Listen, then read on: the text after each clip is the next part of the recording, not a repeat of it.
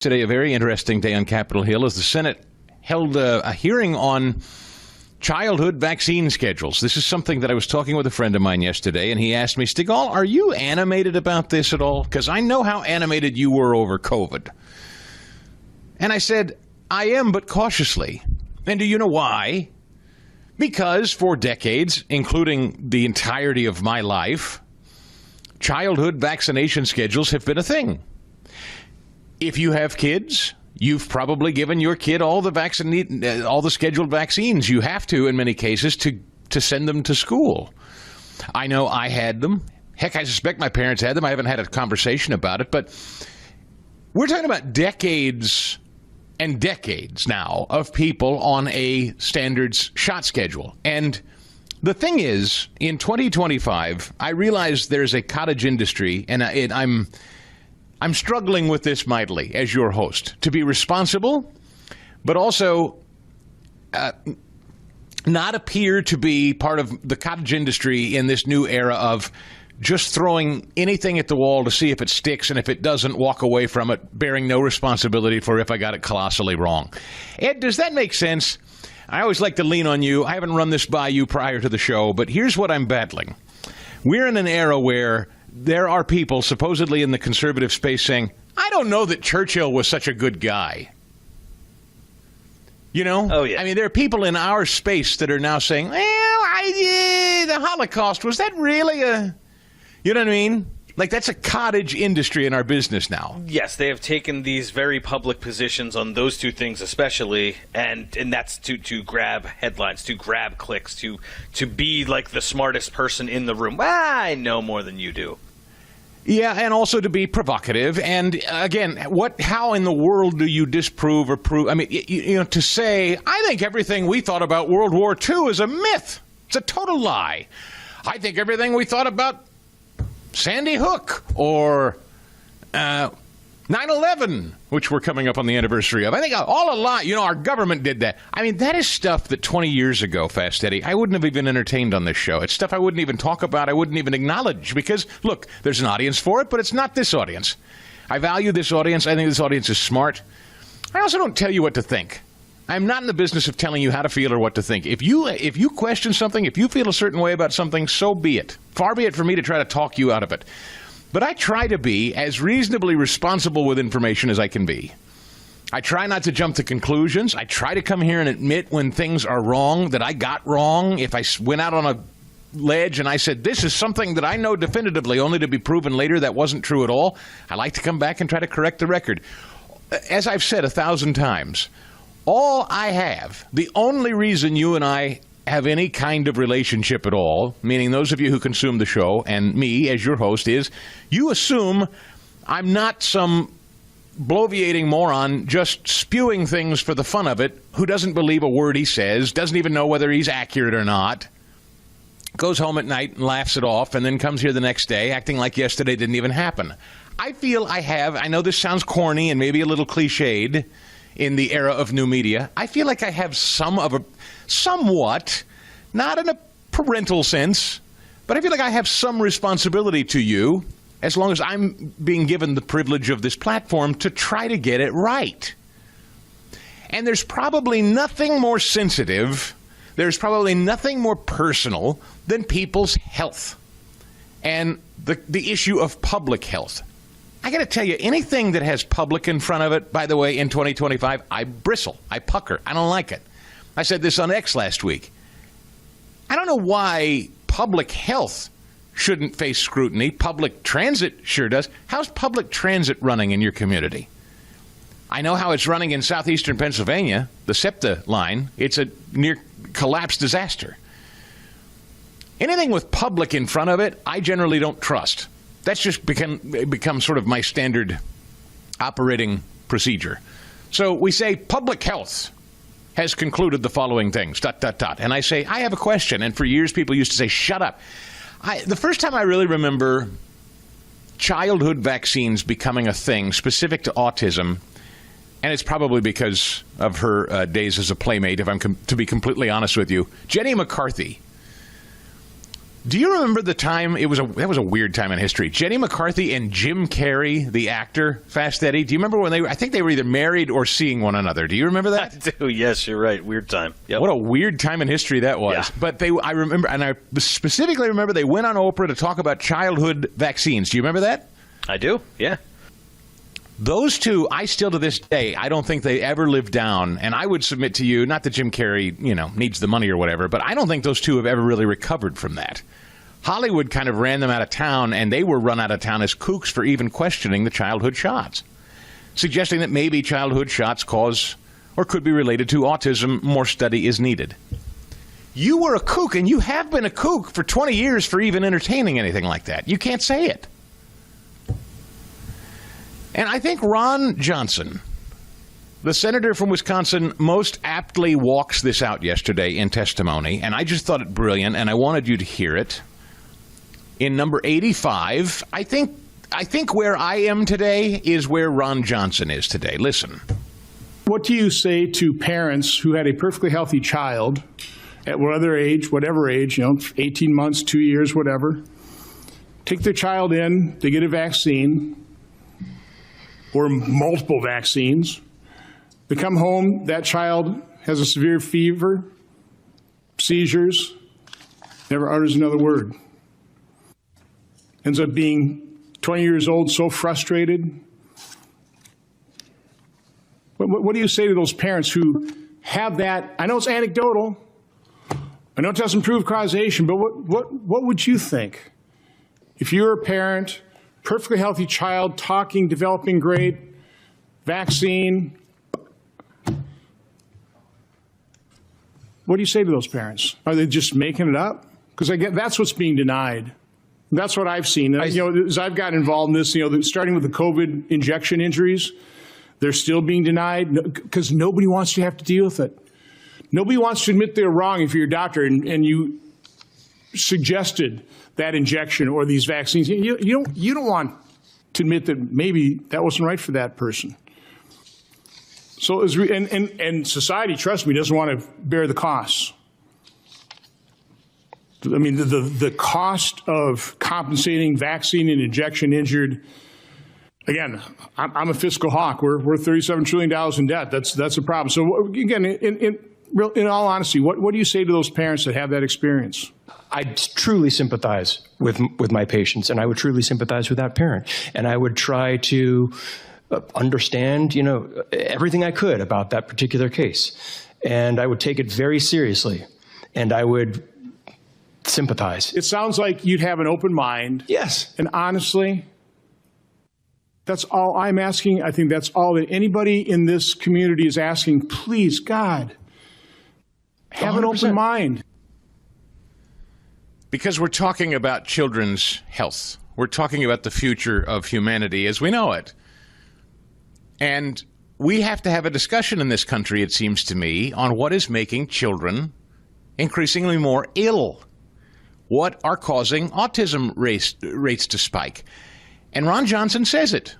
This is it. And this is the nut of it right here, what he's just said. Nobody wants to own this. No one wants to admit it because, quote, society doesn't want to bear the costs. And this is what it really gets right down to. I've said this in previous shows. First of all, media. Let's talk about my business for a minute. I've shared with you that this house, our house, the Chris Stigall Show, and my parent company, the Salem Media Group, is not built on Big Pharma. Our revenue model has nothing to do with pharmaceutical companies, and to my knowledge, it never will. I don't know that we even have a standing policy against it. They're just not interested in conservatives and believers, in my opinion. That's just my opinion. I don't know that on authority. However, I do know that everyone from CNN to MSNBC to Fox and most of your mainstream news networks, their entire ad revenue structures are largely built on Big Pharma. Huge, huge money. It's epic money. And then, of course, there's government and the lobbyists. There is tons of money pouring into Washington, D.C. More ad dollars are pouring into the news you're consuming and the government that we elect from Big Pharma. More money is pouring in from that one revenue source than any other. And they can't take that kind of hit. They can't take a hit. Government can't take a hit. Government offices can't take a hit. Big Pharma can't take a hit. Media can't take a hit that says everything we thought we knew about childhood vaccines is wrong and maybe even causing injury. They can't entertain that conversation because that house of cards would collapse, and so would many people's revenue streams and candidacies and government agencies and reputations. Can we not ask the question? It's worth exploring, isn't it? Is trust in government high? I mean, if you were to go down the street today and ask the average citizen, do you trust government? Do you feel good about the state of government and how it serves you? What do you think the answer would be, Fast Eddie, for most people? I would think an overwhelmingly resounding no. That's what I would think. Government does not serve them. Jobs growth revised down 911,000 jobs through March, signaling economy on shakier ground, shakier footing than recognized. Let me go to yesterday. To make this point, I'm going somewhere with this. To make this point, let's go to Scott Bessent, number 90. Since April, again, you're actually losing manufacturing jobs. Is that problematic for your policy? Well, a couple of things, Chris. We're going to get the revisions for last year next week, and there may be as big as an 800,000 job downward revision. Again, this would be the second downward revision, so I'm not sure what these people who collect the data have been doing. It's good. We need good data. Secondly, what we are seeing is the jobs that are being created are going to either native-born or legal Americans. Most of the jobs created under the Biden administration, they went to illegal aliens. Well, and I think that there would be a lot of debate over the fact that they went to illegal aliens, but let's keep moving. No. Let's, That's So you get the point. Here's the thrust of it is, Scott Bessent last week predicting, I think these jobs numbers are way whacked out, way off, and they're going to come in greatly revised. And in fact, they did. Bessent was telegraphing that before it happened, and it has. Job growth revised down almost 1 million jobs. That's a government agency tasked with counting the number of people freaking working or not in the country, and they were off again by 1 million. For like the third, fourth, fifth, sixth, seventh report or whatever. That's why the last lady was fired and our buddy E.J. Antoni has been installed. In fact, Bessent said yesterday, if the Fed data is dependent and the data is bad, makeup cuts are needed. The president showed the system was broken, and now it's time to fix it with real data. E.J. Antoni is the right leader for the Bureau of Labor Statistics with integrity, data-driven focus, and relentless commitment to pursuing truth. Think of all the government agencies that have failed us, this being the most recent example. And this is why it bothers me so much when someone like RFK Jr. comes along and he says, we're changing everything. I'm firing most of the senior leadership at the CDC. This country's getting sicker. Kids are getting sicker. We don't know why. Everything they said about COVID was wrong. We don't know why. We don't know what their motives were, but they got it wrong. Everyone in government in charge of public health got it wrong, just like they got it massively wrong over at the Bureau of Labor Statistics. But here's the thing. It goes back to the psychology, Ron Johnson and the psychology of it. And I think this cannot be underscored enough. If we're all going to be completely honest with ourselves as a society, as a culture, and I'll say it for myself. I said to a friend of mine last night, I have to stare at myself in the face and consider, good Lord, did I just go along with the system and inject my kids, who are teenagers now, with something that may not have been safe because the system said? Was that a mistake? That's too much for many of us to stare down the barrel of and deal with. I get it. But we must. I saw this yesterday, and I just posted on social media a minute ago on X. And this is, if I could summarize my attitude about public health specifically as I was talking about this off the top of the show today. If the IRS can be politicized, if the Bureau of Labor Statistics can get it wrong by millions of jobs, if the FBI and CIA will act on phony intelligence, if public education can fail our children the way it has. I've got a story today about reading scores that is just devastating. I mean, our kids can't read or do math.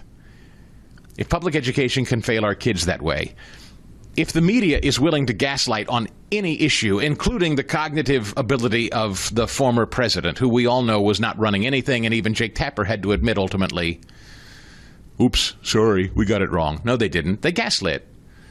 And I played you the montage yesterday. If all those things are true, and can anybody dispute anything I just said there? Is that editorializing on any front? The IRS being politicized? This is just a list off the top of my head. Politicizing the IRS. It happened. It's a true thing. The Bureau of Labor Statistics, wrong, terribly wrong. FBI, CIA, working on phony intel, got it completely wrong. Whether you're a Democrat or Republican, that's not incorrect. That's not an opinion. Public education is failing, and the media will gaslight on literally any issue, including who's leading the country. So, if all of that is true, and I don't think any of it can be argued, we've got the stuff to back up everything I just said, here's my baseline question. Why then wouldn't we question public health? Why is it verboten to say maybe what public health officials are telling you to inject in your kids is something worth scrutinizing? Maybe public health is getting it wrong in terms of what we're ingesting in our bodies. Maybe RFK Jr. isn't a kook. Maybe asking questions about conventional wisdom in public health is the better course, since we've seen all of our institutions massively failing us over the years. Why is public health somehow exempt from failing you and me while we've seen across-the-board failure in the public sector otherwise? How's the FAA doing, for instance? Pick your agency, Fast Eddie. You want to pick an agency? Which agency is the shining beacon of efficiency and effectiveness at the federal level? Can you name one? I'd love you to name one, please. Chris, begging you to, actually. Well, Chris, I'm not going to speak currently, but before, honestly, the Department of Defense. I've never seen anything like the botched withdrawal of Afghanistan, Chris. Never. That was a great point. How about FEMA? How'd FEMA do? Right? Yeah. We know FEMA was deciding whether they were going to give money based on what yard sign you had for your politics. Right. You're right. Of course, Department of Defense, Lloyd Austin, that loser who literally just took off and had a cancer surgery and told no one, including the commander-in-chief. For God. What institution has not failed you and me, the taxpayer? And I'm not saying it's irredeemable. I'm not saying we can't fix it. But why in the world? Because guys in white lab coats say, well, trust the science, trust the science. You shut up, you. You're not a scientist. You're not a doctor. I am a degree doctor. Look at that on the wall. That is a framed diploma from a very prestigious university. Right. How about universities? I'll throw that in there for good measure. That's not even a public institution necessarily. Has academe failed us? I think so. So I say again, I ask the question again, why wouldn't we ask about public health? Robert F. Kennedy Jr. is, and somehow he's being attacked as a nut? I don't think so. Give me number 89, if you would, please, Paul. A surveillance system where you're going to see the vaccine injuries. Under the current system, most of those vaccine injuries will remain invisible, and we will not be able to understand the risk profile of those products and do something about it. None of the people who reported injuries are ever followed up with. We're going to start following up and find out what kind of genetic vulnerabilities, what kind of other vulnerabilities they have. We are recasting the entire program so that vaccine injuries will be reported, they will be studied, and that individuals who suffer them will not be denied or marginalized or vilified or gaslighted. They will be welcomed, and we will learn everything that we can about them so that we can improve the safety of these products. So here's the question. Can we handle it? Can you handle it? Can I handle it? I have kids, teenagers now. Well, one's 20, one's 19, one's 17. All of them injected with the various shots required for them to attend public school at one point.